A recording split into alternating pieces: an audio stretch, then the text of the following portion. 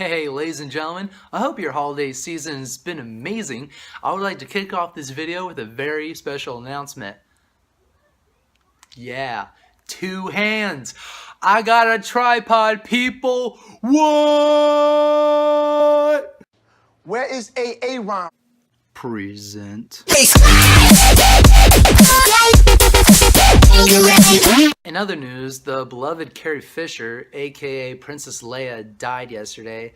I am still crying on the inside a little bit about it, but you know what? 2017 is going to be a really good year. They're still going to make Star Wars movies, and good things are coming our way. For those of you who watch this channel, thank you, by the way, for doing so. As you know, I do movie reviews on this channel. I really like watching movies, and I really like giving my input about it. Lately, I have been reading new books at rapid speeds compared to my teenage years. When I was a teenager, it would take me 2 years to finish a book that wasn't assigned from school. But lately, I've just been reading books and books, within 2 weeks to 2 months. And then I got to thinking, you know what? If I keep reading books this quick, I could do video reviews for books as well, and it would still be pretty relevant. One of these books that I read really quick, soon after it came out a month ago, was Star Wars Catalyst, a Rogue One story. I've talked about this book in previous videos, but I never ever gave a final score for it. And so just to be really quick, Star Wars Catalyst from me gets 4 out of 5 stars. A 10-word or less description for it.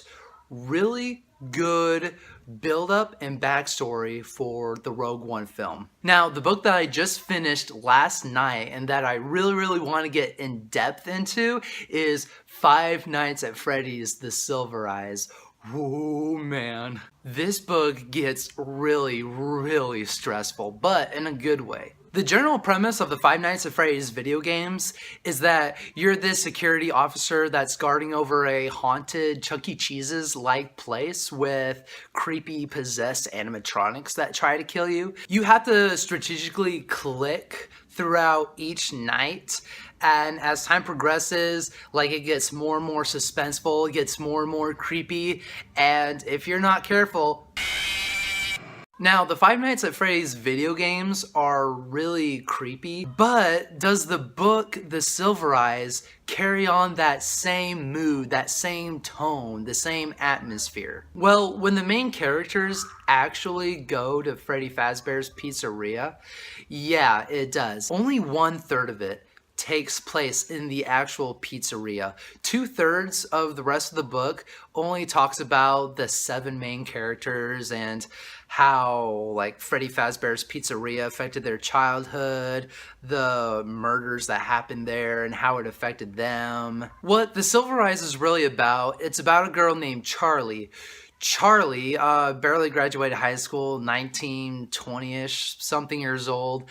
She is the daughter of Henry, the guy that founded Freddy Fazbear's Pizzeria, pretty much. When she travels to Hurricane, Utah, the place where Freddy Fazbear's Pizzeria is located, and as she meets up with her 5 other friends, she keeps getting these memories of her father Henry, who's dead, by the way, and she keeps getting memories of the kids who got murdered at Freddy Fazbear's Pizzeria, a really close childhood friend named Michael, who was another victim of these murders. Imagine being a kid and having your best friend die at a weird Chuck E. Cheese's place. That is pretty traumatic. I mean, the only traumatic thing that happened in my childhood was when the Nintendo GameCube fell down from the entertainment center and crashed all over the floor. No! GameCube! Anyways, Charlie and the 6 other protagonists all meet up together in Hurricane, Utah for the anniversary of the death of their friend Michael. While they're all there, they're getting really bad memories and stuff. It's really sad. There's a lot of backstory. The story gets kind of slow, but then all of a sudden, one of them gets the bright idea, hey, is Freddy still around? We should all go to Freddy's.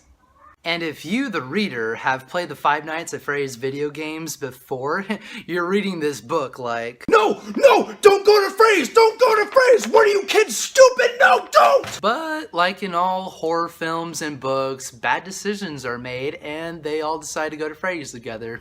They visit the abandoned Freddy Fazbear's Pizzeria 5 times, because the franchise is called Five Nights at Freddy's. And the more and more the kids are there, the more weird and superstitious things start happening, and you betcha those animatronics start coming to life. Freddy, Bonnie, Chica, Foxy, all of them, and whew, it gets super sketchy. Like I said earlier, that experience that we get from the video games, that creepy, suspenseful feeling of animatronics killing people, that only happens in 1/3 of the book. The rest of the 2/3 of the book, it's just build up and backstory so that the reader can fully understand like why the animatronics are coming to life and stuff, and about the murders and things. The tone and pacing like isn't really consistent throughout the book, and that's something that might be disappointing for readers who really liked the games. But Five Nights at Freddy's The Silver Eyes is actually really interesting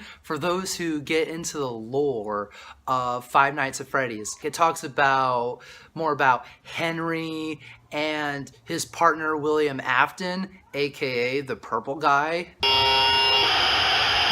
He's so scary, so evil. The Silver Eyes focuses more on that side of the video game.